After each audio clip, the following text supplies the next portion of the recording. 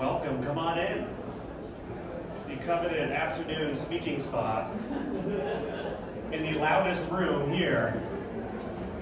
Sounds like a bus terminal.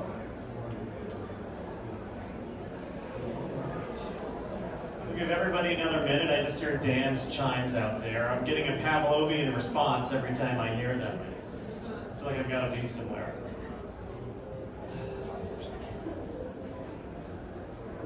I realize I'm looking at myself, I realize I'm like the poster child for Connecticut right now. It's like, I should be on the cover of Connecticut magazine.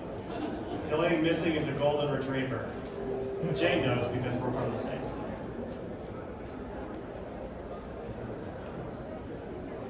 There's plenty of room to sit down.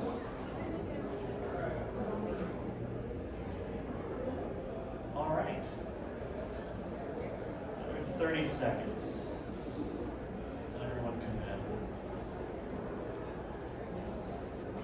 Was anyone in the Manscaped presentation? Yeah. Right, so you know, like the wheels have fully come off the bus. So we'll try and keep the same vibe. I can't promise it. That's a tough act to follow. I should steal the ferns. That was unexpected and fantastic at the same time. I hope you don't mind. I'm going to Phil Donahue this presentation. I don't like being stuck up here. Anyone here know who Phil Donahue is? I mean, some of you must know who Phil Donahue is. Used to be married to Marlo Thomas. I don't know if they're still married. I don't know. They're not married anymore, right? Marlo Thomas is not dead. Bite your tongue. I see the St. Jude. I see the St. Jude commercials all the time. Well, welcome everybody. I am Mike Carlin, and we're here to talk about storytelling. And I want to start off. First of all, can everyone hear me okay? Because I'm having a hard time hearing me. But as long as you can hear me, that's all that matters. I'm here today to talk about storytelling, and I want to start off by talking about the number one thing most researchers get wrong when starting a report or presentation. Does anyone know what that might be? You can shout it out if you want. Too much data. Too much data, absolutely. I agree. Methodology slide. I will cut to the chase. It's starting off with a slide like this. Right? Where we talk about ourselves. And believe it or not, I can talk about myself all day long. I mean, I do have a constant need for validation. But the reason why this is wrong is because as an author, I know that the first 5 pages of your book or your manuscript are the most critical. Anyone have any idea why the first 5 pages are the most critical? Any idea? You gotta hook them, right? You have to hook them. But the first person you need to hook is an agent to represent you. I learned this the hard way when I started querying for one of my earlier novels. They actually sent me a very nice rejection letter. I have a stack of them. This one happened to be very nice because it gave me advice, and the advice was to buy this book. The book is called The First 5 Pages. If there's any aspiring authors in the audience, this is a must-have book for you, The First 5 Pages. Because that's what an agent is going to use to decide whether or not they want to represent you. 5 pages out of a 350-page novel. A little bit of pressure. But you've got to hook a reader early, and by starting off a presentation with who you are, takes people kind of out of the story a little bit. So you want to jump into the story as quickly as possible and hook them. The people who do this really well are singer-songwriters. And I'm going to put a few up here on the screen. When you see them, just shout out who they are if you know who they are, right? James Taylor, JT. Love me some James Taylor. So Fire and Rain. I will not sing for you. You don't want that. I want you to stay in the room and not leave. Just yesterday morning, they let me know you were gone. What a fantastic opening line. Who's gone? You want to know who's gone. Where did they go? Did they die? Did they just leave? Did they take the dog? Did they take the cat? What about the kids? We don't know. But it keeps you in. You want to keep listening. Who's this guy? Coolio. I love this song. As I walk through the valley of the shadow of death, I take a look at myself and realize there's not much left. Wow! That is a powerful opening lyric. It hooks you right away. What movie was this from? Dangerous Minds with Michelle Pfeiffer. I always say Pfeiffer. I mean, who invented the English language and thought silent letters would be a good thing? It's hard enough to learn English, but now we've got these silent letters. But yes, Michelle Pfeiffer or Pfeiffer. And then there's this guy, Jimi Hendrix. Now, this song was not written by Jimi Hendrix, it was written by this guy, who is Bob Dylan, also known as Robert Zimmerman, thank you very much. Here he's playing a bass. I don't really see him playing a bass that often, and electric bass at that. But I thought that was kind of an interesting picture. This song was also covered by Willie Nelson. Listen, U2, that's right. That is Bono. This is from the Rattle and Hum era. They had a live recording. They used to play that song a lot in '89 and '88 when they were touring Joshua Tree. But these guys, these songwriters, they hook you in early. So you want to hook your readers, you want to hook your audience in as early as possible. But we've got a little bit of a roadblock, some of us anyway. I don't want to paint too broad of a brush. But before you can become a rock star, you have to overcome one big hurdle. And that big hurdle is this self-limiting belief that just because you're a researcher, yes? I've seen that commercial with Paul Stanley and Ozzy Osbourne. If Paul Stanley walks in and tells me not to use that term, I will stop using it, but I'm going to have to keep using it because it's in a lot of the stuff. What term? What? Rockstar. I'm sorry. We're not supposed to use the term rockstar according to Workday. If anyone saw that Super Bowl ad, so Paul Stanley, Ozzy Osbourne, there's a few other guys in it, said stop referring to yourselves as rock stars. Anyway, you've got to get over this self-limiting belief. Now, I've worked in research since 1996. I always wanted to be a storyteller. I always consider myself a storyteller, but I grew up in the agency business.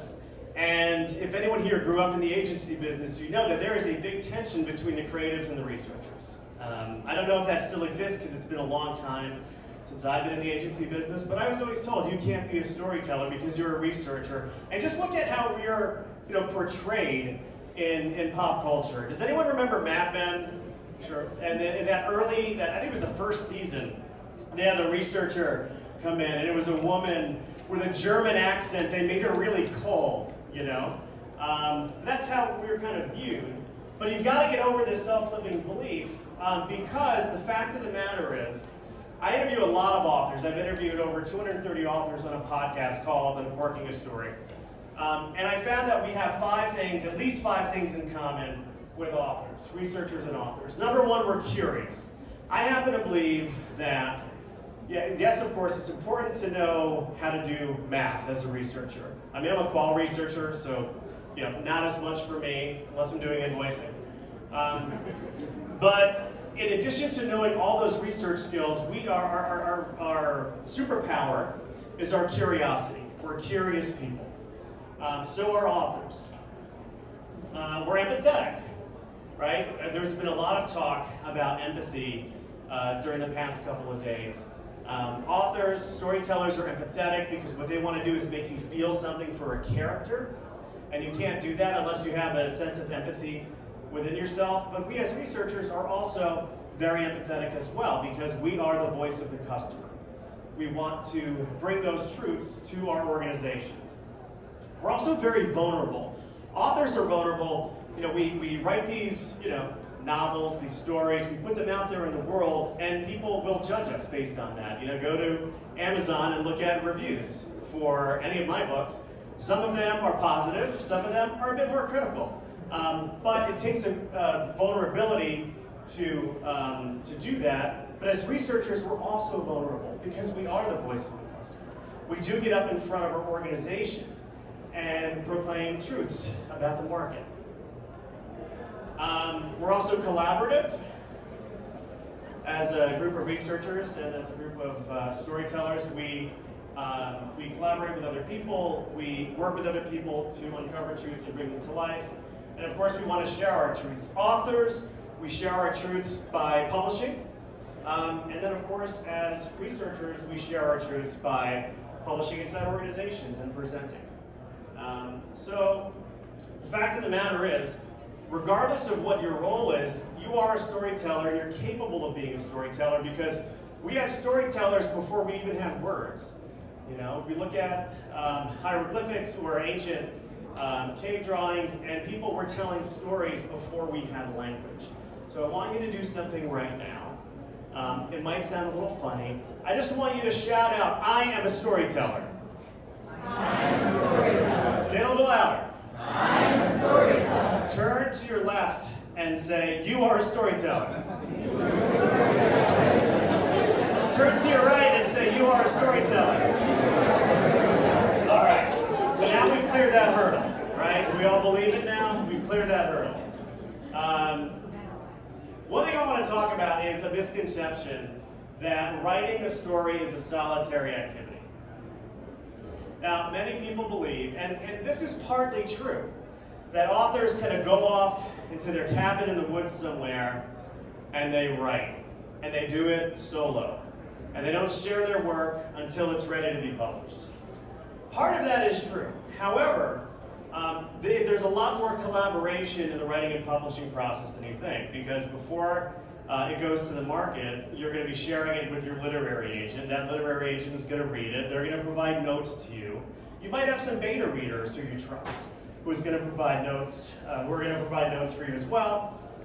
Your publisher, your editors, they're all going to have notes for you. Writing does become a very collaborative activity, and I believe that writing research reports should be a collaborative activity as well. Maybe not just left up to the researcher. I want to talk about one tool because I did promise to talk about some tools in here. Anyone here familiar with Miro? All right, so maybe about half of you. I started using it during the pandemic as like a backroom whiteboarding tool. The fact of the matter is it could actually do so much more than that. So if you're not too familiar with it, the way I use Miro and some of my clients use it as well is to house all aspects about the project in one spot. So it's not just a repository for notes. We have briefs in here. We have desktop research we've done in here. We have notes from consumer interviews. We might have quant figures in here. It allows us to keep everything in one place, and we can actually work collaboratively inside the tool to take observations, let's say, from a round of ethnographies. I'll use a qual example because that's what I'm close to, but this could be used for quantitative data as well. And we just kind of work together in the tool to cluster some observations into insights and then talk about what those insights could mean. You could also use it to storyboard a presentation. So you could do a lot with Miro. I'm just going to show you a brief video of this in action. So this is actually a real Miro board.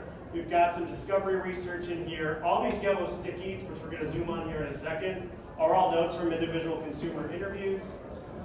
We take these into various other parts of the board to cluster them together, to build themes around them. We do a little storyboarding. We do some consumer journey mapping. All this is done very collaboratively inside this one tool. So if you're looking for something to help you with collaboration with regards to research, Miro is a great tool. It's actually free. There's a free version of it. This is all based on a free version, so there's a lot of capabilities in there. So that's the one thing I want you to know. I want you to know about Miro. I want you to know that writing reports should be collaborative. Once you define what your insights are, it's time to start building a narrative. My go-to phrase inside my organization is find the narrative, share the story. So I want to talk about finding the narrative, and I want you to think about finding a research narrative in a way that writers think about it, whether they're screenwriters or novelists. And this is the classic 3-act structure. So bear with me as this is a little bit of a build. Writers in the first act, what you're really doing is introducing your readers to the world of the people who are in your story. And the end of the first act always has some kind of inciting incident. So if you think about the Hunger Games, in the early part of that, let's talk about the movie. In the early part of the movie, you see Katniss. She's in this dystopian world. She's a hunter. And what happens at the end of the first act? she volunteers as tribute because we know Prim is dead. I mean, Prim is not making it into the Hunger Games, right? So she volunteers as tribute. That is the entire first act. I've really simplified that. But for us as researchers, if we think about what the first act of a research story could be, it's setting up the life of the consumer. It's talking about the consumer as they are today, before some kind of an innovation. I'll use an innovation example here. Here's where we're also going to be revealing unmet needs as part of the narrative. The second act, in a movie or a book, is really about showing some events that are challenging our protagonist. This is all part of the hero's journey, if you will. In research, this is actually taking those unmet needs that we've identified in the earlier part and then seeing them in action. It's illustrating the frustrations and the tensions a consumer might have.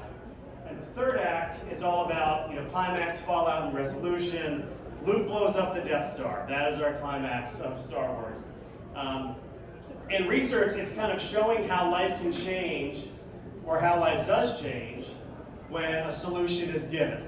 So I'm going to give a very high-level example of this in a user experience project I did a while back.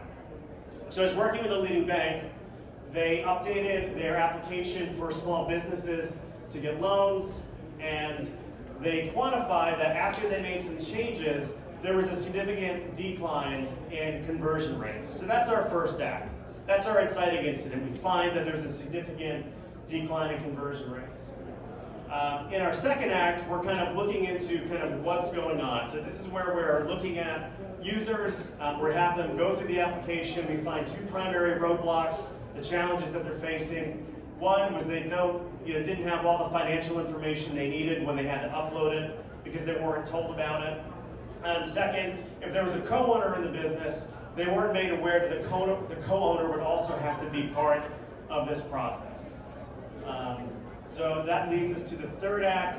Because this was a UX study, we had designers, user experience designers in our back room as we were doing this research.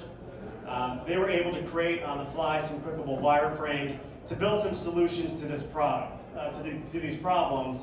And then part of that user testing showed that things would actually get better if these solutions were in place. This is a very, very simplified version of what a first, second, and third act could look like for research. But I didn't want to get too complex because we only have 30 minutes, and I can't tell you too much about this either. So then, it doesn't pay off that well because it's not that loud. I want to hear one more time. That's our Quirks story. Thank you very much. So that's our 3-act structure. So once we identify the narrative, it's then time to actually share the story. I want to talk about a couple of hacks because we promised a couple of hacks. One of them is the 5-5-5 rule. Has anyone ever heard of the 5-5-5 rule? Some of you have.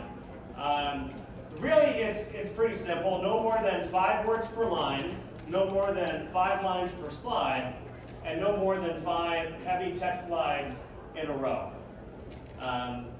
A lot of people during this conference were breaking this rule because they were fitting in literally paragraphs on slides. And again, it's kind of a rule of thumb, something I like to follow. I realize that with research, it can be very challenging to do something like this. But what it does is it forces you to choose your words carefully. And maybe you don't have to use as many words to convey something. Doesn't that slide have 6 lines? I break rules all the time. Rules are meant to be broken. I once wrote a paper for the ARF. This goes back to 2000, October 2000. And the rule of, it was called the 5 Golden Rules of Online Branding. This takes me way back. And then I had a 6th golden rule, which was there are no rules. That one didn't go over as well as I thought it would, actually. Okay, another hack. I want to talk about writing slide titles. Writing slide titles. This is an art in and of itself. A lot of times you see slide titles that just don't really bring you in. One of the first things you want to do is make sure when you're writing your slide titles that they're clear and concise. You don't want to use words that are unnecessary. You want to use simple language. You don't want to, you're not writing, don't think about you're writing for academicians. You're writing for everyday people, so make them clear and concise. Make them relevant to what's on the page. This is like a no-brainer, but they should be relevant to what's on the page. They should be interesting. They should make a point. Use active versus passive language. It kind of keeps the reader interested. You want to be very specific. You want to use some keywords that reflect things in the slide. I see you're all taking pictures of this slide now. Well, I think there's like one more here, then you can take a picture, get them all on there. And avoid using unnecessary words. My twin brother, he's a lawyer, he uses unnecessary words all the time. It drives me up the wall because he wants to sound like the smartest person in the room. And he sometimes is if I'm not there. I'm very humble. Clickbait writers do this very well, right? They do a very good job at writing headlines. Has anyone seen this example before? I went down a rabbit hole. It was 26 minutes long of what happened when this boy, this 10-year-old boy, finds this dog. I mean, this story went in all sorts of directions. Number one, it looks like my dog. This looks like Murphy. And he's got a male, it looks like a quadricep, like a human quadricep.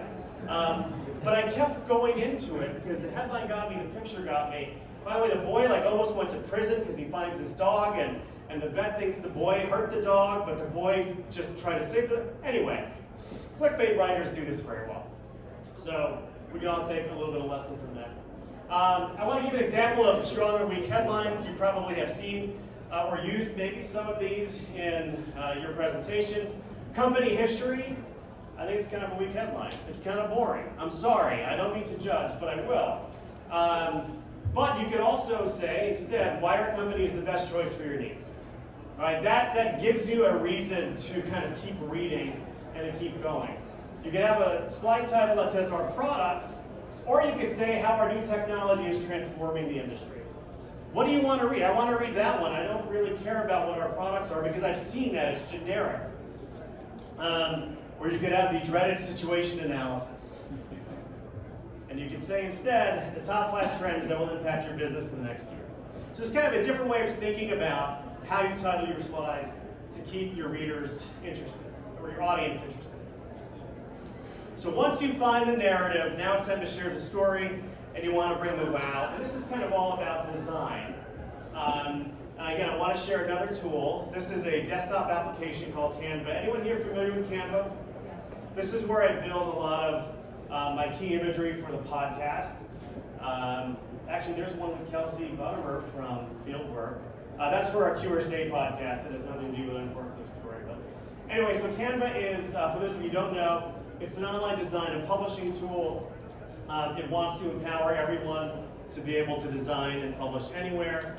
And it's free to use. There is a subscription required to have some more advanced features, but this makes it very easy for people who are not designers to bring a little bit of design to their presentations.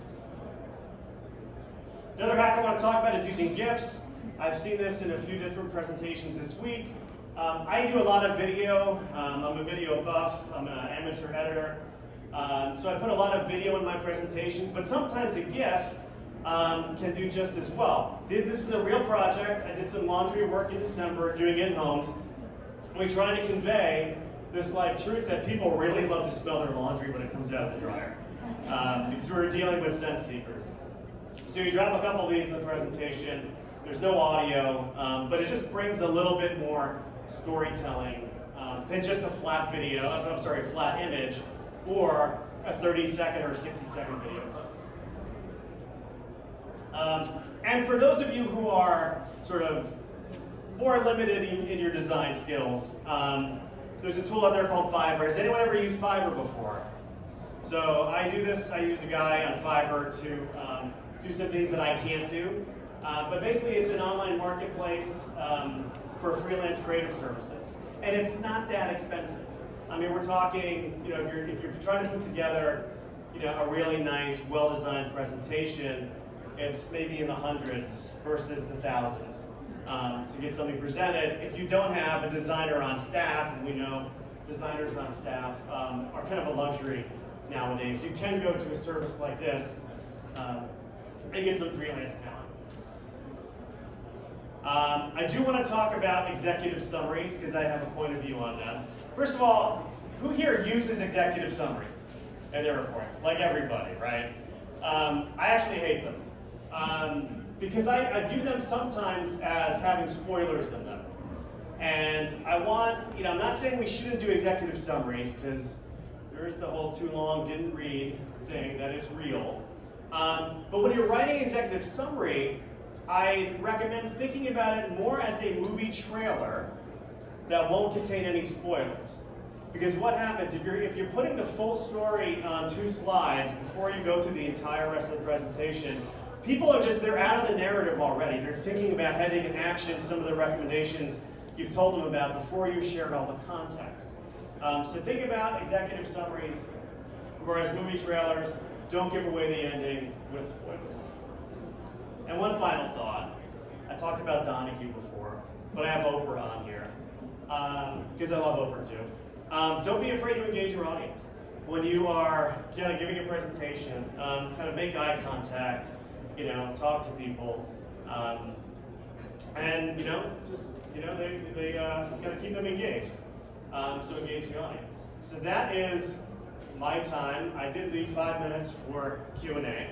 If anyone has any Q&A, yes. So your slide about sort of good and bad title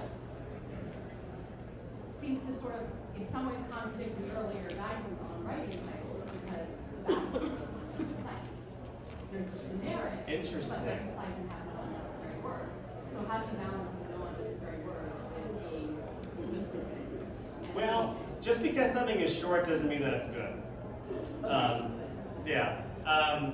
So the question was about slide titles and the contradiction between having shorter titles, which I had as kind of bad, and longer titles, which I had in the example as good.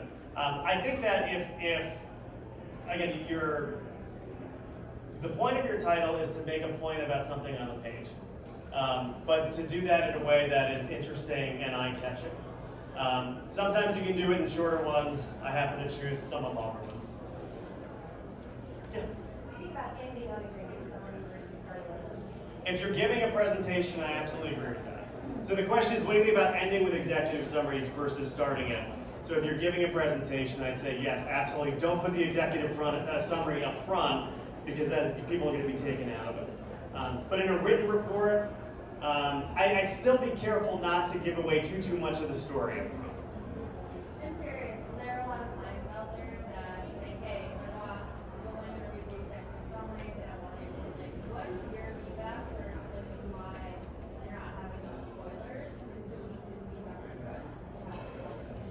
I think my goal is always to write something that people are going to want to keep reading. I want to write a page turner, in other words.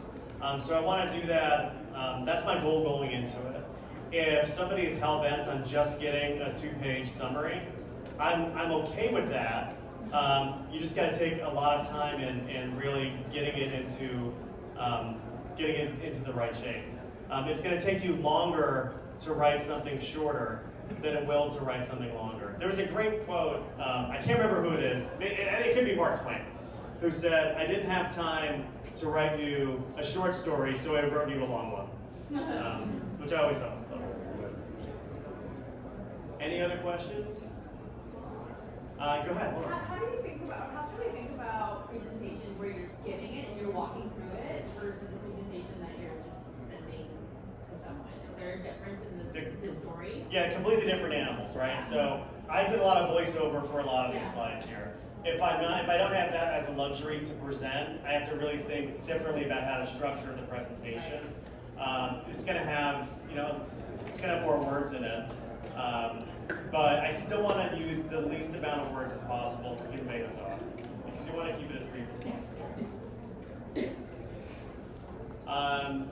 I did mention up front, I run a podcast called Working a Story. It is a podcast featuring sort of authors that you may know and some that you might not know. A lot of them are New York Times bestselling authors. I want to give you a heads up. Tomorrow I'm dropping an episode. I drop episodes on Tuesdays and Fridays. Tomorrow's is really interesting. It's with a guy who was dead for 45 minutes in a body bag, in an ambulance on the way to the hospital. He was revived, brought back to life, and it's all about his story about what happened during those 45 minutes of him being clinically dead, no pulse, no heart rate. It's a fascinating story. It's a guy named Vinnie Tolman that drops tomorrow morning, I think at 6 o'clock in the morning. So, uncorking a story, check it out. Thank you very much. Thank you for your time this afternoon.